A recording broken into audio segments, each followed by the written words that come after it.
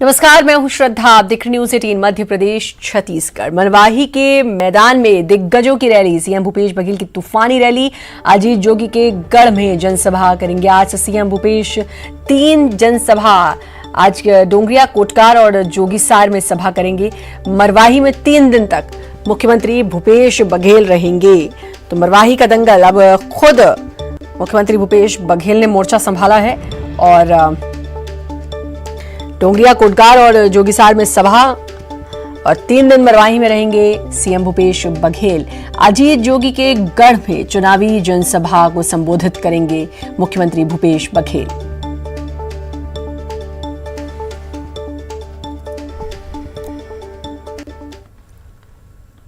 और वहीं आज से रमन सिंह की तूफानी रैली भी होगी। 2 दिनों तक रमन सिंह करेंगे सभा। बीजेपी प्रत्याशी के लिए करेंगे वोट की अपील। आज और कल होगी रमन सिंह की रैली। एक तरफ 3 दिन डेरा जमाए हुए हैं मरवाही में मुख्यमंत्री भूपेश बघेल, तो वहीं दूसरी तरफ पूर्व मुख्यमंत्री रमन सिंह भी 2 दिन चुनावी हुंकार भरेंगे, रैली करेंगे, चुनावी सभा को भी संबोधित करेंगे और बीजेपी प्रत्याशी के लिए वोट की अपील करेंगे।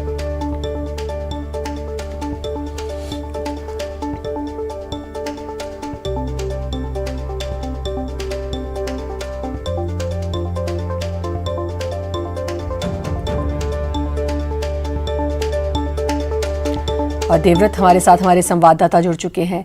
देवव्रत, अब बड़ा दिलचस्प होता जाएगा मरवाही का दंगल, क्योंकि मुख्यमंत्री भूपेश बघेल ने खुद मोर्चा संभाल लिया है और वहीं दूसरी तरफ हम बात करें पूर्व मुख्यमंत्री की, तो वो भी मैदान में है।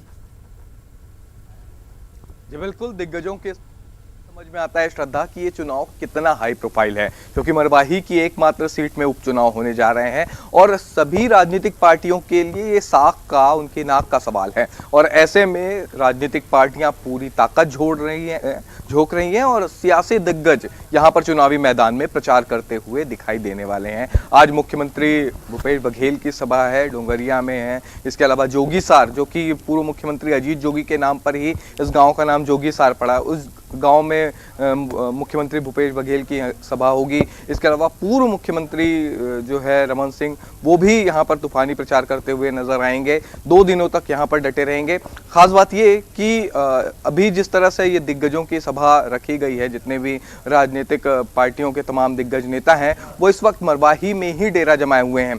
केवल मुख्यमंत्री या पूर्व मुख्यमंत्री नहीं, बल्कि जो पार्टी के अन्य मंत्री हैं वो भी लगातार वहां पर दौरा कर रहे हैं, सभाएं कर रहे हैं। इसके अलावा जो बीजेपी के पूर्व मंत्री हैं अजय चंद्राकर, राजेश मूणत, वो भी मरवाही उपचुनाव में नजर जमाए बैठे हैं, क्योंकि इस बार जो मौका है, लगातार 20 सालों तक ये जोगी कांग्रेस के पास, या ये कहें कि मुख्यमंत्री अजीत जोगी का, पूर्व मुख्यमंत्री अजीत जोगी का गढ़ था और इसमें सेंध मारने के लिए ये कोशिश फिलहाल होगी कांग्रेस की, क्योंकि कांग्रेस सत्ता में है, इसलिए पुरजोर कोशिश यहाँ पर कर रही है और उनके लिए ये नाक का सवाल है। दूसरी बात, बीजेपी की अगर हम बात करें तो उनके पास बहुत ज़्यादा सीट नहीं है और ऐसे में, क्योंकि पिछले दिनों जो दंतेवाड़ा में उपचुनाव हुए थे उसमें बीजेपी को हार झेलनी पड़ी थी, इसलिए बीजेपी के लिए, क्योंकि नए प्रदेश अध्यक्ष भी बन चुके हैं, लिहाजा अब उनको अपनी ताकत दिखानी है। साथ ही साथ जो बड़े नेता हैं वो इसलिए भी पहुंच रहे हैं, क्योंकि ये चुनाव इसलिए भी अहम हो जाता है क्योंकि अब पिछले जो चुनाव के नतीजे रहे हैं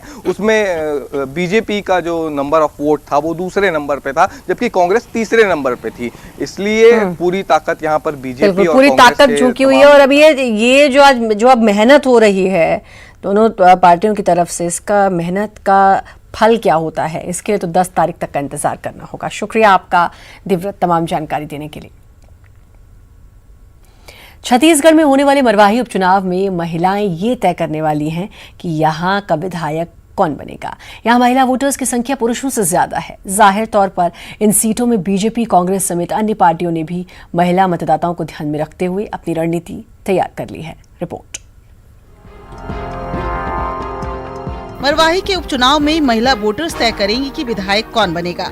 दरअसल यहाँ पुरुष वोटर्स से महिला वोटर्स की संख्या ज्यादा है।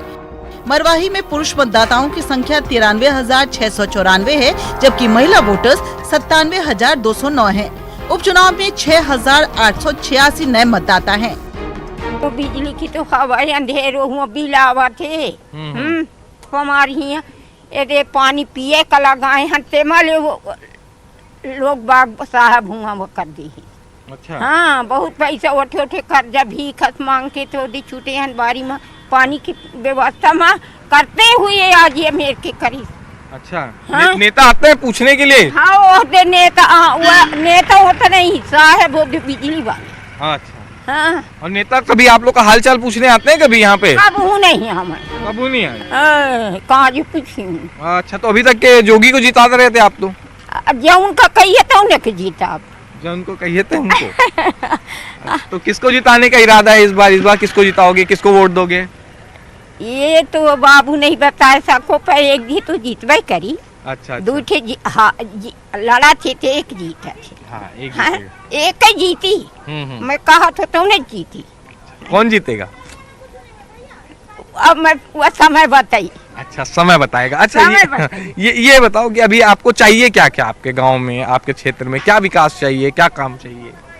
अरे हमार निराशी तो बनवा बता दा, कुछ निराशी ही नहीं मिला। 2 महीना होई तो 1 महीना का पैसा है, 4 महीना होई तो 2 महीने का पैसा। 2 महीने तो कम से जी खाई बेटा बताते हैं हम ये उम्र में, है ना। और मोर आदमी भी खत्म हो गया है। मिलत रही ओखत पैसा ना है, तब ओखत कोई सुनाई। निराश्रित पेंशन नहीं मिलता। महिला वोटर्स की संख्या ज्यादा होने के बाद भी मरवाही विधानसभा में महिलाओं को यहाँ ज्यादा कुछ मिला नहीं है। पानी बिजली की समस्या बनी हुई है। वही कॉलेज भी 13 किलोमीटर दूर है।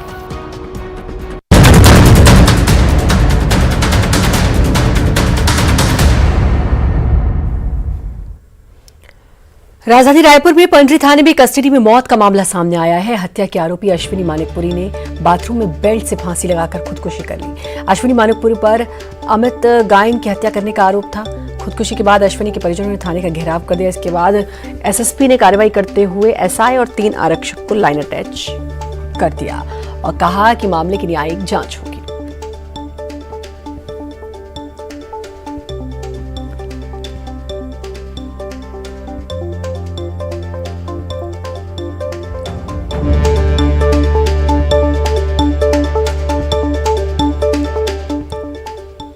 अब बिलासपुर से इस वक्त की बड़ी खबर, नवविवाहिता ने फांसी लगाकर खुदकुशी की। मायके से पैसे लाने का दबाव बना रहे थे।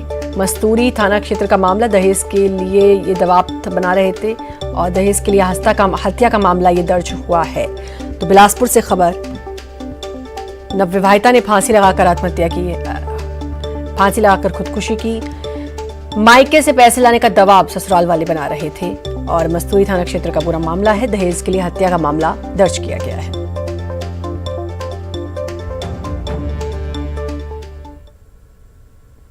बिलासपुर में युवती से गैंगरेप का मामला सामने आया है। अब बताया जा रहा है कि शाम शौच के लिए खेत की तरफ गई युवती से गांव के ही युवकों ने बंधक बनाकर गैंगरेप की वारदात को अंजाम दिया। गांव के ही युवकों मुकेश, रजक, रामकुमार और संजय धुरी पर गैंगरेप का आरोप है।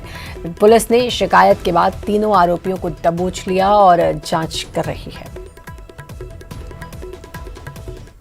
तखतपुर थाने का मामला है और ये 26/10/2020 का अर्ली मॉर्निंग का ही मामला है, जिसमें प्रार्थी अपने घर में अकेली थी। उस दौरान शौच के लिए जब वो बाहर निकली हुई थी तो 3 लड़के जो कि उसी गांव के थे वो जम के उसके पास आए और उसमें से एक लड़का जो लीड कर रहा था, उस लड़के ने लड़की के साथ जो गलत काम किया उसी पर। बिलासपुर में बदमाश बेखौफ हैं। आपको बता दें कि तखतपुर की एसबीआई बैंक से पैसे निकालकर लौट रहे बुजुर्ग अब्बास हिरानी से मारपीट कर 3 नकाबपोश बदमाशों ने 60,000 रुपए लूट लिए और वहां से फरार हो गए। घटना जेएमपी कॉलेज के पास हुई। वारदात के बाद हिरानी ने पुलिस में एफआईआर दर्ज कराई, जिसके बाद पुलिस बदमाशों को पकड़ने के लिए सीसीटीवी खंगाल रही है। तखतपुर थाने का मामला है, जिसमें प्रार्थी जो कि 63 वर्षीय तखतपुर के नागरिक हैं। आज सुबह वो बैंक गए थे, बैंक से वो पैसे निकालकर अपने घर की ओर रवाना हुए थे। उसी बीच बाइक से 3 लड़के वहां पर आए और उनके थैले में रखा रुपए को लूट करके भाग गए। अभी तखतपुर पुलिस की टीम वहां पर जितने भी आसपास सीसीटीवी फुटेज हैं और लोगों से पूछताछ कर रही है और जो भी एविडेंस कलेक्ट होंगे उसके अनुसार आवश्यक कार्रवाई की जाएगी। 60,000 अभी प्राथमिक तौर पर बताया गया है और विवेचना में ही चीजें क्लियर हो पाएंगी। धमतरी में किसान यूनियन अपनी 8 सूत्रीय मांगों को लेकर धरने पर बैठ गए हैं। शहर की गांधी मैदान में किसानों ने अनिश्चितकालीन धरना शुरू किया है। किसानों ने केंद्र और राज्य सरकार की नीतियों को किसान विरोधी बताया और छत्तीसगढ़ में भी पंजाब सरकार जैसी किसान नीति लागू करने की मांग की है।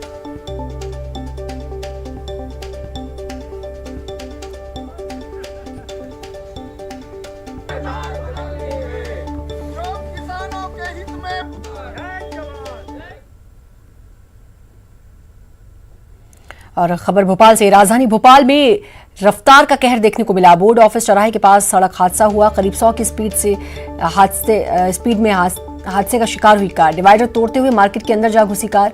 ये पूरा हादसा रात के करीब 2 बजे हुआ है। एयरबैग खुलने से ये गनीमत रही कि कार सवार लोगों की जान बच गई। राजधानी भोपाल में रफ्तार का कहर देखने को मिला है। बोर्ड ऑफिस चौराहे के पास एक भयंकर सड़क हादसा हुआ। बताया जा रहा है कि देर रात एक लग्जरी गाड़ी इस चौराहे से गुजर रही थी।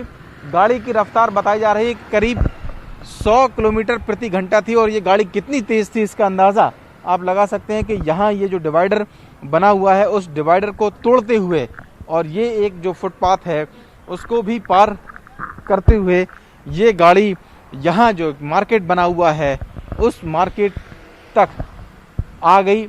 इससे अंदाज़ा लगाया जा सकता है कि गाड़ी की रफ्तार आखिरकार कितनी तेज रही होगी। हालांकि जो प्रत्यक्षदर्शी हैं उनका कहना यह है कि गाड़ी में करीब 4 लोग सवार थे और एयरबैग खुलने की वजह से कोई हताहत नहीं हुआ है, लेकिन इस गाड़ी की हालत और यहाँ पर ये जो डिवाइडर टूटा हुआ है उससे आप अंदाज़ा लगा सकते हैं कि आखिरकार गाड़ी की रफ्तार कितनी तेज रही होगी। ऐसे में ये बेहद ज़रूरी है कि गाड़ी चलाते वक्त सावधानी रखें और ऐसे किसी भी हादसे का शिकार होने से बचें। कैमरामैन अनिल के साथ शरद श्रीवास्तव, न्यूज़ 18 भोपाल। ब्रेक के बाद एक बार फिर से आपका स्वागत है। उपचुनाव में जीत के लिए बीजेपी और कांग्रेस ने अपनी पूरी ताकत झोंकी है।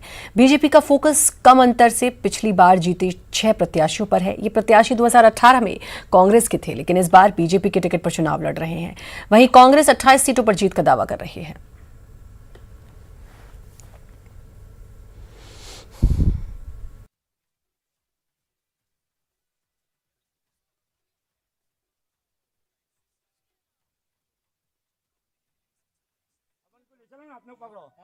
हमको ले चलो आप इन डाकू चोटों के चक्कर में अच्छे आदमी को दबा रहे हो आप लोग। आप माहौल करना चाह रहे हैं, ऐसा गुंडों का साथ दोगे आप लोग। तो धार पुलिस का एक वीडियो आपको दिखा रहे हैं अभी हम, जो वायरल हो रहा है, जिसमें पूर्व जिला पंचायत अध्यक्ष गुंडई के साथ पुलिस से बर्ताव कर रहा है और पकड़े गए 2 आरोपियों को मौके पर छोड़ने की धमकी भी दे रहा है। इस दौरान पुलिस का रवैया अपराध और अपराधी को सबक सिखाने के बजाय लीपापोती करता नजर आ रहा है। और तो और पूर्व जिला पंचायत के दबाव में पुलिस ने बाद में पकड़े गए लोगों को छोड़ भी दिया, जो अवैध शराब की खरीद फरोख्त के आरोपों में पकड़े गए थे। नहीं, आप इसको सामने छुड़वाइए। कांकेर कृषि विज्ञान केंद्र किसानों और बेरोजगारों के लिए वरदान साबित हुआ है। ये कृषि केंद्र युवाओं को रोजगार के लिए विभिन्न प्रकार के प्रशिक्षण देकर उन्हें आत्मनिर्भर बना रहा है। वहीं किसानों को अत्याधुनिक तरीके से खेती किसानी करने के लिए प्रशिक्षण दिया जा रहा है। ग्रामीण अंचलों में महिला समूह को जंगलों में लाख उत्पादन के साथ मछली पालन के लिए भी प्रोत्साहित कर रहे हैं।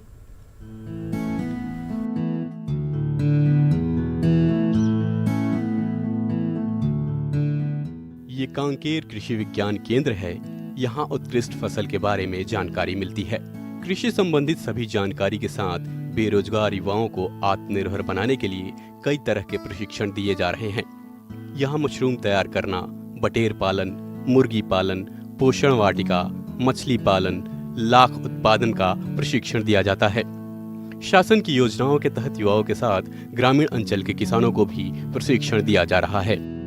कृषि विज्ञान केंद्र जिले में, कांकेर जिले में कृषि तकनीकी के विस्तार के साथ साथ किसानों को कृषि आधारित स्वरोजगार से भी जोड़ रहे हैं हम लोग, जिसमें मुर्गी पालन, बकरी पालन, मशरूम उत्पादन, लाख की खेती और इसके साथ साथ मछली पालन, इस टाइप के व्यवसाय से भी किसानों को जोड़ रहे हैं, जिससे किसान समन्वित खेती कर रहे हैं।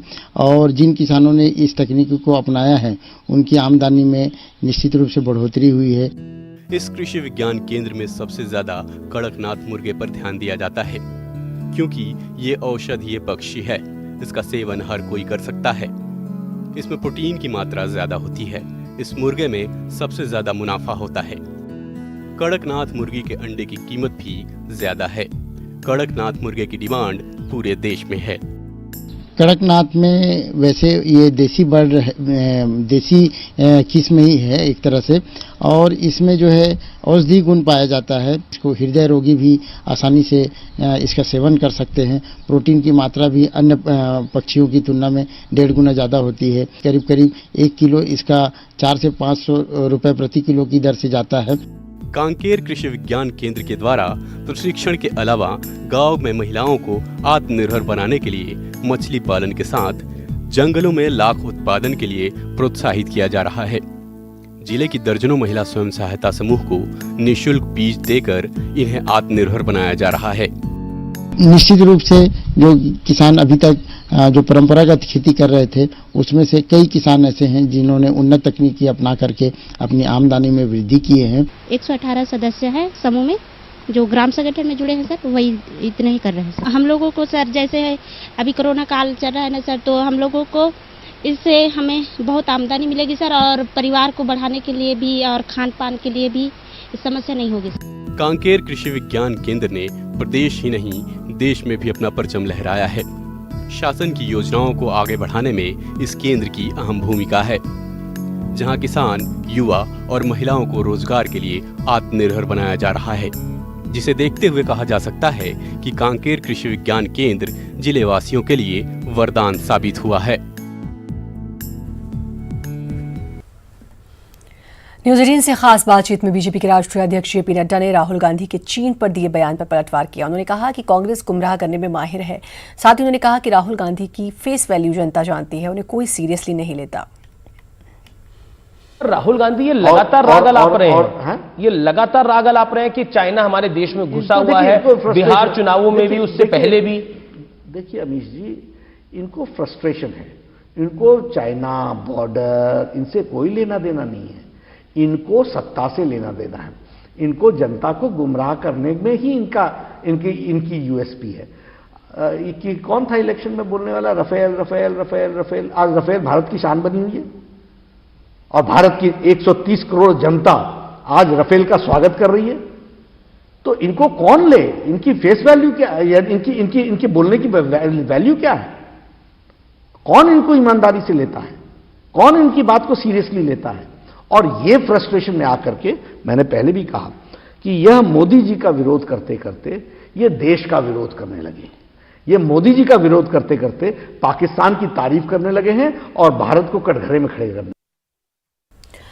कांग्रेस के डिजिटल कम्युनिकेशन और सोशल मीडिया ने नेशनल कोऑर्डिनेटर गौरव पांधी ने प्रधानमंत्री नरेंद्र मोदी को लेकर अभद्र टिप्पणी की है।